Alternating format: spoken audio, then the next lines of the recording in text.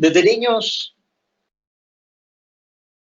desde niños escuchamos en la escuela, en la iglesia, pero fundamentalmente en la iglesia escuchamos sobre las enfermedades que se convirtieron en pandemias. Cuando estudiábamos el Éxodo, las plagas de Egipto, en el Éxodo. En el Nuevo Testamento me llamaba la atención poderosamente cómo se hablaba de la lepra como una enfermedad que marcaba la vida del pueblo de los tiempos de Jesús. Luego en la escuela nos informaban sobre la gripe española y sobre la peste negra, y es interesante que hace 100 años tuvo ese brote tremendo de esa gripe española que acabó con una gran parte de la población de Europa y los Estados Unidos. Ya adultos, fuimos creciendo, sobrevino el gran temor a enfermedades como el SIDA. Y en medio de esos 50 años que hemos vivido la mayoría de los que estamos acá en el marco de una guerra fría y en las posibilidades del desarrollo de una tercera guerra mundial. Es decir, situaciones que nos llenaban de alguna manera de temores, pero que no pensábamos y no estaban dentro de las posibilidades que se desarrollara algún tipo de evento de esto mientras viviéramos. Nunca pensamos que viviríamos en tiempos de pandemia, especialmente cuando estamos viviendo una época como nunca antes en la humanidad, una época en la que se reconoce como la tierra de la abundancia. Nunca antes la economía, la humanidad ha producido tanta riqueza, tanto poder económico como en esta época. Lamentablemente, ha sido la época de la abundancia, pero también la época de la peor distribución de la riqueza. Ya escuchábamos de parte de Humberto las estadísticas de cómo esas diferencias de la distribución de los recursos y la riqueza que el mundo produce. Nunca pensamos que viviríamos en tiempos de pandemias y de confinamiento. Pensábamos que eso sobrevendría a la humanidad en tiempos posteriores. Siempre hablamos de que ¿qué mundo le dejaríamos a nuestros hijos y nuestros nietos? Cuando nos referíamos al calentamiento global, por ejemplo, y a posibles nuevas enfermedades. Es decir, pensamos que efectivamente, y las Naciones Unidas hablan del 2030, si no logramos bajar 1 o 2 puntos, vamos a tener una serie de catástrofes en el 2030. Lo mismo pensamos en las enfermedades. Pero el coronavirus y la cuarta revolución industrial nos están diciendo que la historia se aceleró y el mundo cambió de manera disruptiva. Lo que nosotros tal vez pensábamos que iba a acontecer 10, 15 años más adelante, todo el tema de la digitalización de las empresas, todo el tema del desarrollo tecnológico y todo el tema de las posibilidades de los desastres naturales y de las pandemias, se nos vino encima de manera disruptiva. Y eso hace que el 2020 es el año que cambió el mundo tal como lo conocemos. Va a pasar ese año como el año del cambio radical, disruptivo, de una realidad que nosotros vivíamos diciembre 2019 para atrás, y otra cosa es lo que vivimos de enero para esta parte. A medida que el coronavirus se ha expandido por el planeta, destruyendo la salud y la riqueza de muchos países, miren, la salud y la riqueza de muchos países también se han vuelto más aparentes, se han puesto sobre la mesa, se han hecho más en el relieve, como también lo decía muy bien Humberto, la desigualdad, la injusticia social, que trae como consecuencia la profunda pobreza, y los efectos a largo plazo del racismo sistémico y las nuevas formas de discriminación tecnológicas y las nuevas brechas que se amplían a partir de la cuarta revolución industrial y de la aplicación de la tecnología, de la inteligencia artificial y de la robótica. Ya en una charla que daba a ustedes allá en República Dominicana, yo les hablaba de ese autor Yuval Noah Harari. Y he sido un seguidor de Yuval. Y sí, él nos dice que la historia se está acelerando, se ha acelerado. El viejo libro de reglas está quedando hecho trizas y el nuevo se está todavía escribiendo. Hemos entrado en un momento muy fluido históricamente, de confluencia de factores, no un factor, muchos factores, y estamos llevando a cabo inmensos experimentos sociales con centenares de millones de personas. Hoy, vuelvo y repito, hace 2, 3 años pensábamos que eso era cuestión de 10 años. Tenemos industrias enteras, han pasado a trabajar desde casa. Universidades y escuelas han pasado a la enseñanza online. Los gobiernos están inyectando billones en la economía y considerando aspectos como la renta básica universal. Estamos entonces haciendo grandes experimentos con cientos de millones de personas. Ambos, gobiernos y personas individuales, están intentando hacer cosas que hace unos pocos meses hubieran sonado totalmente imposibles.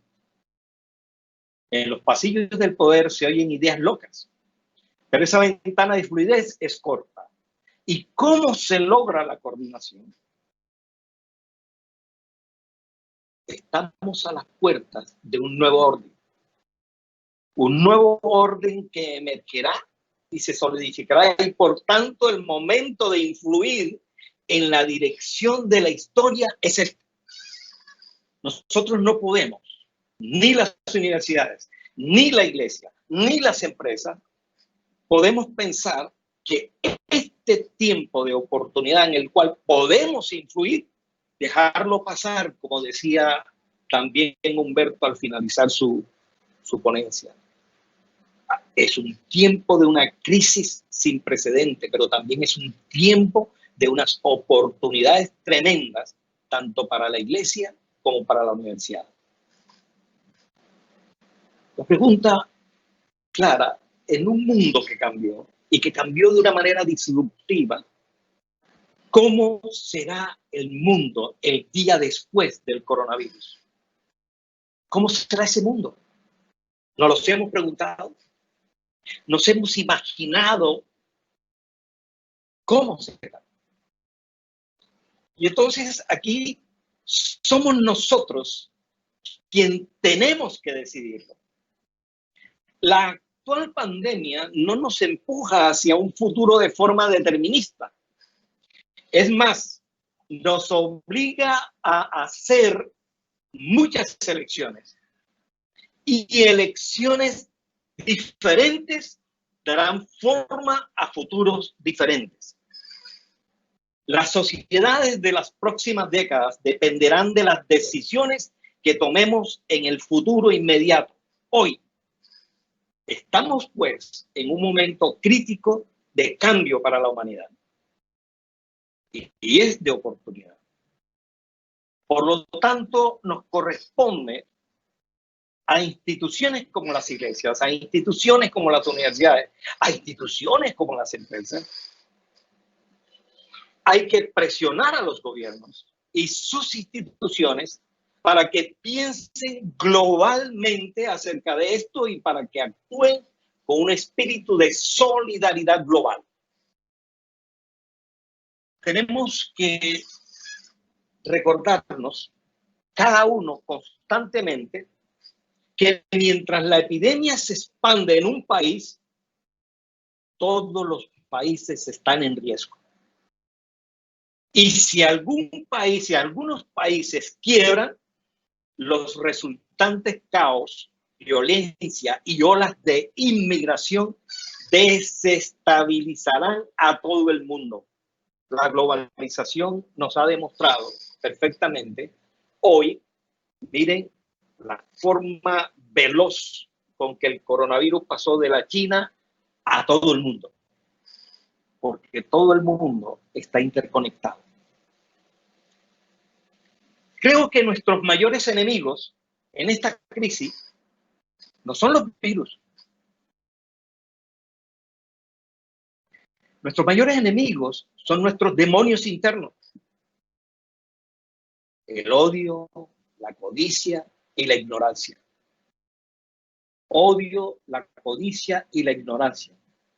Si la gente responsabiliza de la epidemia a los extranjeros y a las minorías, si los negocios codiciosos solo se preocupan por sus beneficios, y si creemos en toda clase de teorías de la conspiración, será mucho más difícil vencer a esta epidemia y viviremos en un mundo envenenado por el odio, la codicia y la ignorancia.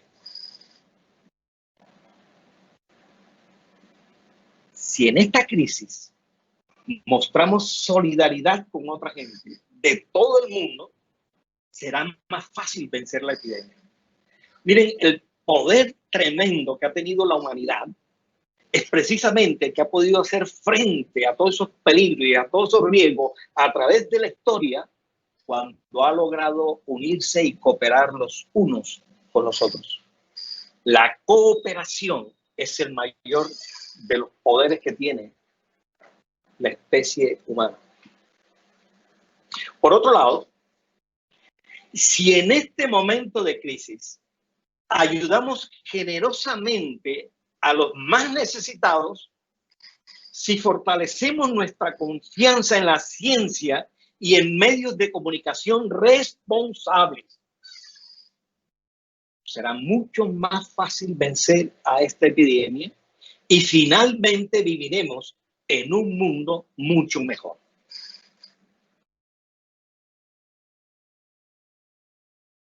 Estamos completamente seguros.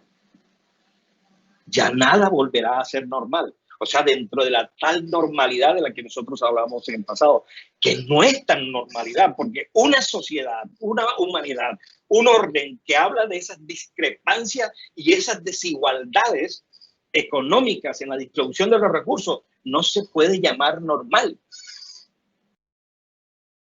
Este es un llamado de alarma en todo el planeta.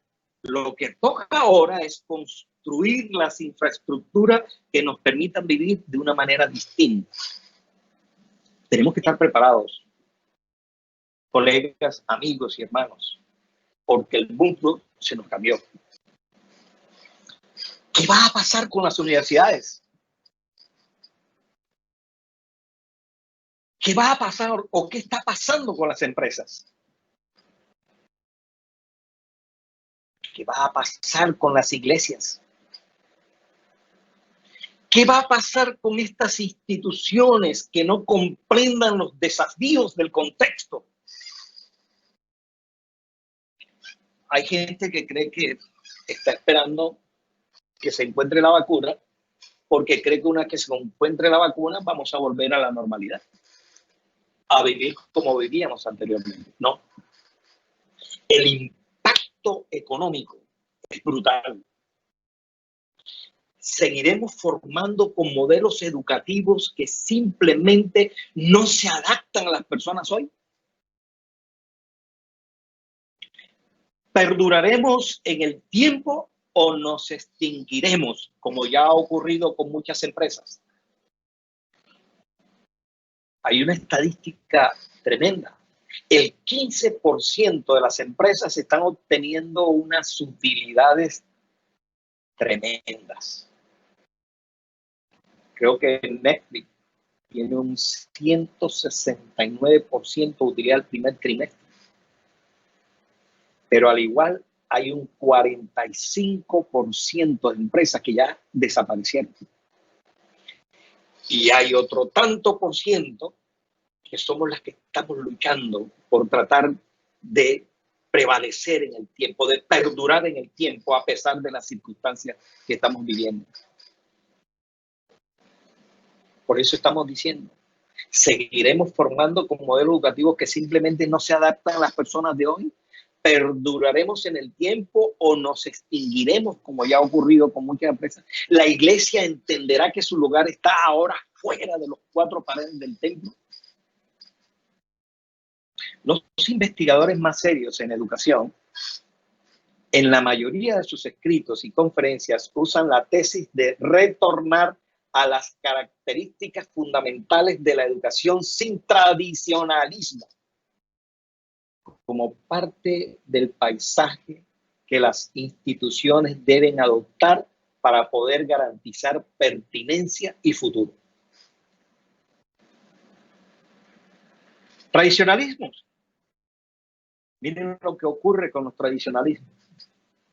Procesos, leyes, normas que en algún momento se hicieron para resolver un tema inmediato, y cuando ese tema inmediato desapareció, simplemente lo seguimos haciendo con la disculpa de la prevención o simplemente porque se nos hizo costumbre.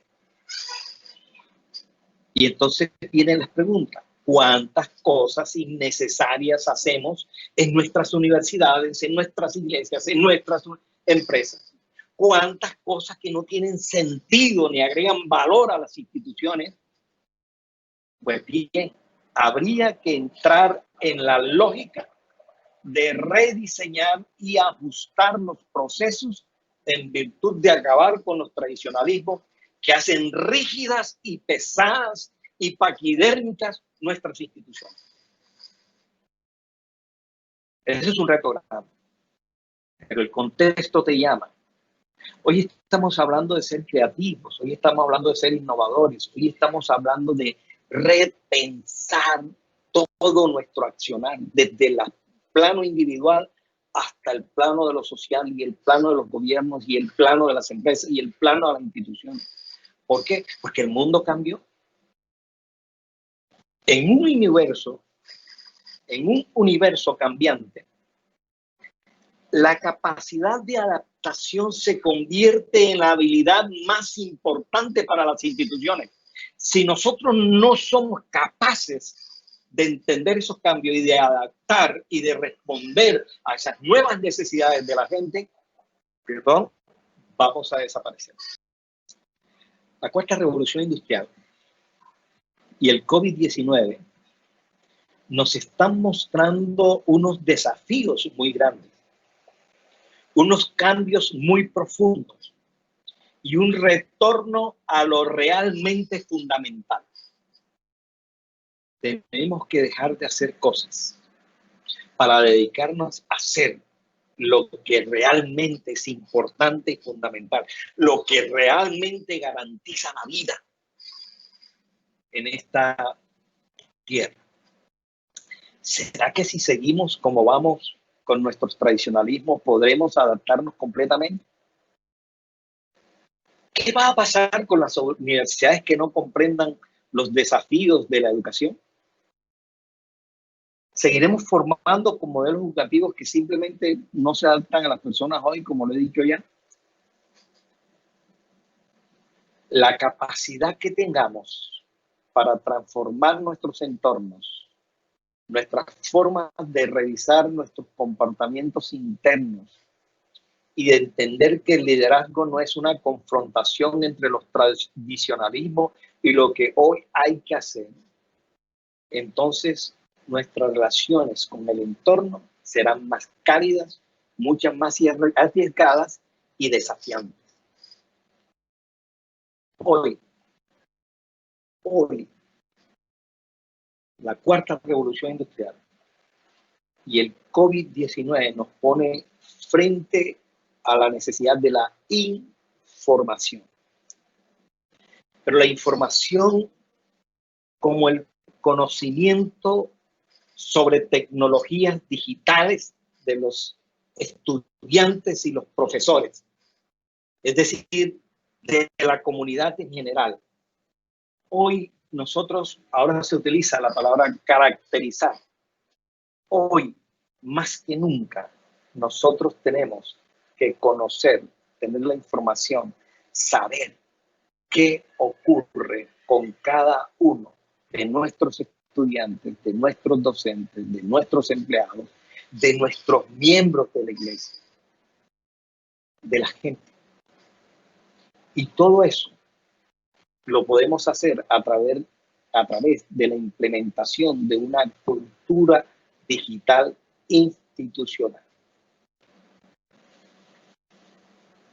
Quiero decirles, amigos, amigas, compañeros y compañeras de la UNED y de CONACUY, el mundo nos cambió.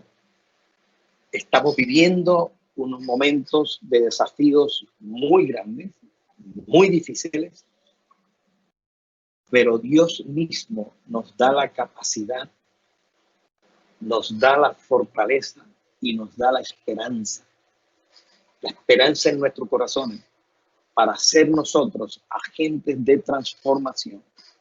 Seamos capaces no solamente de transformar nuestras vidas, transformar nuestras instituciones, sino transformar el entorno de nuestros estudiantes que han confiado en nosotros. Muchas gracias.